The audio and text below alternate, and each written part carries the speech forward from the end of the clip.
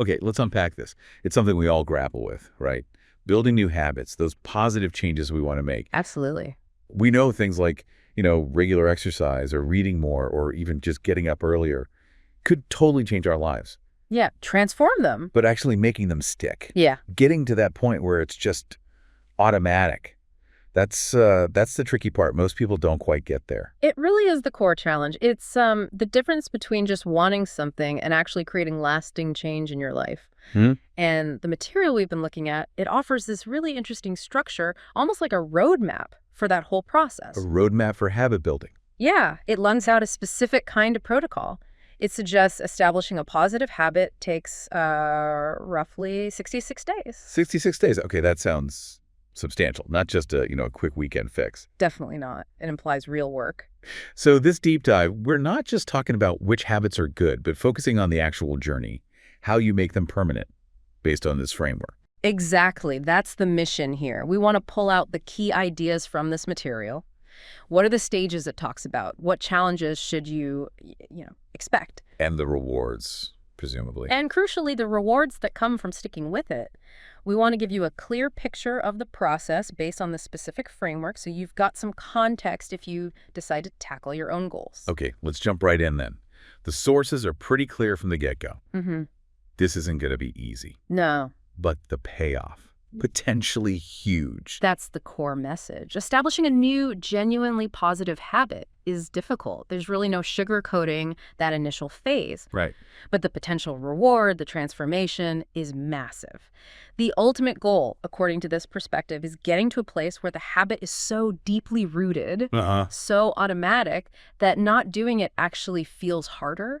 Doing it just becomes the default setting. I like that idea. The effort actually flips. It takes effort not to do it eventually. Precisely. And that connects to something you mentioned, a phrase that keeps coming up in the material. Any real positive change is difficult at the start, chaotic in the middle, but wonderful at the end. Yes, that phrase is like a guiding principle throughout. It sets the stage, manages expectations. Difficult, chaotic, wonderful. Okay. And the material suggests this whole transformation unfolds over roughly 66 days. It breaks it down into 3 main phases. Now, the exact timing might vary person to person, but each phase is estimated at around 22 days. 3 phases, 22 days each, more or less. Got it. So what's phase 1, the difficult at the start bit? That's what they call the phase of demolition. Demolition. Wow. Okay, that sounds intense, like breaking things down. It is intense, and that's exactly the point. This first phase is all about actively, consciously dismantling your old self, breaking down those ingrained habits, the routines you've maybe had for years. It's not just adding something new, but like knocking down walls first. Exactly. The material gives an example, like say you want to completely flip your sleep schedule, going from maybe waking up at 10 a.m. to aiming for 5 a.m. Whoa, yeah, that's not a small tweak. Right. That's demolition work. You're tearing down the old structure before you can build the new one. And that's where that intense initial difficulty really stems from. So the struggle isn't a sign you're failing. It's actually expected, part of the demolition. Expected, and the material suggests maybe even necessary. There's this great analogy they use. Think about a space shuttle launching. Okay. It burns an incredible amount of fuel in just the first minute or so, just to break free from Earth's gravity. Way more than it uses for the rest of its entire journey orbiting the Earth. Huh. So you need that massive initial burst of energy. To overcome the inertia, the powerful pull of your old ways, your comfort zone. That's the gravity you're fighting against. Okay, that makes sense. You're fighting your own history, in a way. So what does that feel like, day to day, during this demolition phase? Well, the sources get pretty specific. They say you should expect to battle negative thoughts. Your emotions might be all over the place, like really fluctuating. Yeah. And you'll probably feel a really strong pull to just give up, to surrender. You might even start to actively dislike the new habit you're trying to build. Really? Thinking, this just isn't for me. Yeah, exactly. A feeling like maybe you made a mistake trying this in the first place. Your whole system is kind of resisting the change. Okay, that sounds rough, but also validating. If you feel that, it means you're actually doing the hard work of demolition. That's a good way to put it. So how do you get through it then? What's the advice? One word, really. Persistence. Just sheer unwavering persistence. That's highlighted as absolutely critical. Sticking with it no matter what. Right. Right. The sources even call this period the threshold of excellence. Yeah. It's this idea that choosing the hard path, pushing through that intense initial resistance, is what separates those who achieve significant things. It's what champions do. Because the real value is on the other side of that difficulty. Exactly. The material implies that if a change feels super easy right at the beginning, it's probably not a deep, fundamental, truly valuable change. You have to be ready to fight that urge to quit in this first phase. Okay, so phase 1, demolition. Expect it to be hard, like fighting gravity. Use persistence to push through for roughly those first 22 days. Then what? What's phase 2? After demolition comes phase 2, the phase of stabilization. Stabilization. That sounds calmer? Maybe a bit easier. Well, calmer might not be the right word. Easier in terms of raw effort, maybe slightly, but easier emotionally, not necessarily. Oh, okay, so the struggle changes shape, maybe. Exactly. This phase is described as the time when new neural pathways are genuinely starting to form in your brain. The habit is beginning to take root. Like biologically changing things. Yeah. The material uses the analogy of a tiny seedling pushing its way up through tough soil. Oh. It's definitely making progress, right? The roots are starting to spread. But it's still fragile. It's still encountering resistance from the hard ground around it. So progress is happening, but it's still a bit precarious. It doesn't feel solid yet. Precisely. It's fragile progress. Yeah. And even though things are changing neurologically, the feelings associated with this phase can still be pretty tough. Like what? What kind of feelings? The sources mention things like ongoing confusion, maybe some tension or frustration, and that desire to retreat, to quit, might actually get stronger for a bit. Really? Even stronger than in the demolition phase? It can, yeah. You might start second-guessing yourself, thinking, this was a bad idea. I should just go back to how things were. There's a lot of internal friction. Wow. But, and this is key, despite those feelings, the material stresses that you are making significant strides.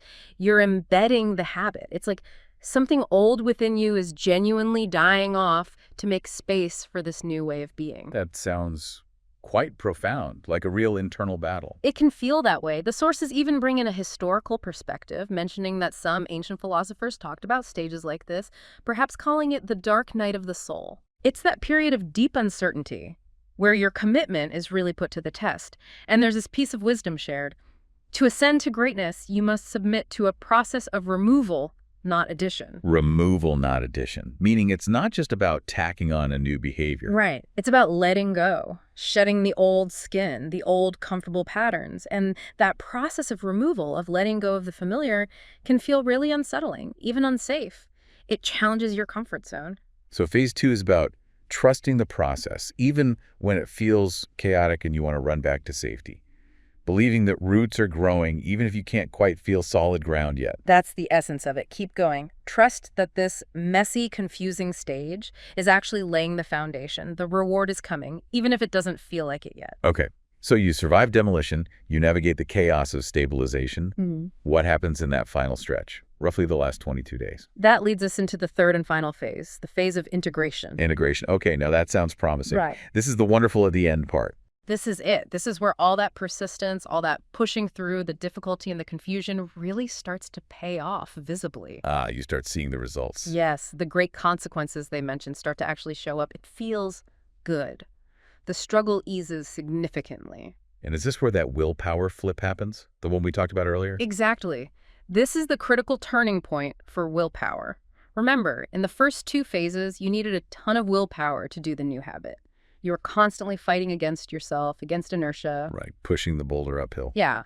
But by this integration phase, the habit is becoming so ingrained, so much a part of your normal routine, that the dynamic shifts. Now, you'd actually need willpower not to do it. It's become automatic. It's just what you do. Yeah, that's the goal, isn't it? It takes effort not to exercise or not to wake up early. The default has flipped. That's the destination of this 66-day journey, according to this model. It's profound. And what else happens in integration? Does it stop there? Habit achieved, job done. Well, for truly high achievers, the material suggests that reaching this point isn't really an end. It's actually a new beginning. How so? Successfully integrating one major positive habit, climbing that first mountain, gives you the confidence and, frankly, the energy to look towards the next peak, It reveals the next challenge, the next area for growth. So success breeds success. Yeah. Integrating one habit makes you want to tackle another. Exactly. It often creates this positive upward spiral. You build momentum. Mastering one process gives you the blueprint and the desire to improve another area, leading towards, greater productivity, maybe more prosperity, more joy, overall success. It becomes a platform for more growth. Precisely. The sources use professional athletes as an example. Their incredible discipline isn't necessarily some magical infinite wellspring they possess that others don't. It's more that they strategically apply intense focus and impulse control for that crucial 66-day-ish period to lock down a specific routine, make it automatic. Then, once that's integrated, they can redirect that conscious willpower, that finite resource, to focus on improving the next thing, layering these positive habits and skills over time. So it's strategic willpower application, not just having more willpower than everyone else. It's about building systems. It's about understanding this architecture of change, recognizing the necessary difficult start, weathering the chaotic middle, and pushing through to that wonderful integration. Committing to that whole process until the new behavior isn't something you do, it's just part of who you are. Okay, so let's recap this whole 66-day habit protocol we've explored. It starts with that intense phase of demolition, Breaking down the old. then moves into the often confusing but crucial phase of stabilization, Where the new path starts forming, even if it feels messy. and finally reaches the phase of integration. That's where the habit becomes automatic, the benefits really kick in, and it requires effort not to do it. Yes. It's a journey that acknowledges the inherent difficulty, but gives you a framework, a map, reminding us that real growth often means tearing down before you build up. And just knowing about these phases, understanding them, seems like it could be incredibly helpful for managing your own expectations if you're trying to build a habit. Oh, definitely. Knowing that feeling like quitting in the first month or so is totally normal, maybe even a sign you're tackling something worthwhile. That could provide some serious resilience. It absolutely reframes the struggle. Those challenges aren't necessarily signs you're failing. They're predictable, maybe even necessary parts of the process when you're creating something valuable and designed to last. Which leaves us with a final thought, something for you, the listener, to maybe reflect on.